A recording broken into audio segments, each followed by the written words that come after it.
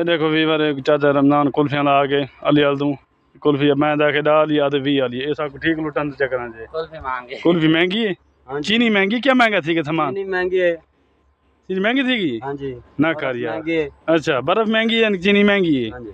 अच्छा यानी कि महंगाई है भाई महंगाई है। अच्छा गरीब बंदा कुछ नहीं बनता कोई नहीं बनता। अच्छा 20 रुपए वेचन हमारा रोज बन में दा पहले दा दी बेचे नाम है 20 रुपए बेचे ने हुन रोजी बन गई। अच्छा ते दाद छोटी बने ने। अच्छा चलो बालापुर आदि कीता। अच्छा अच्छा यानी कि दा नाल काम नहीं बनता दा नाल 20 दी बेचे तो वाल काम बनसी जी जी वाले गुजारा नहीं बाबा वाह चलो दे वाले दे एक पर ऊपर दे ये आगे व्यूअर खाते जाओ 7 बजे में नानी तस कने कने खांदे पे शहबाज भाई भी खड़े थे शहबाज भाई कने कने खांदे तुम्हारे को तो पूछदा नहीं पिया असन दी छिकी पे गांव को चलो खुद भी खाग में बाद में मिलते हैं शहबाज भाई बाद में।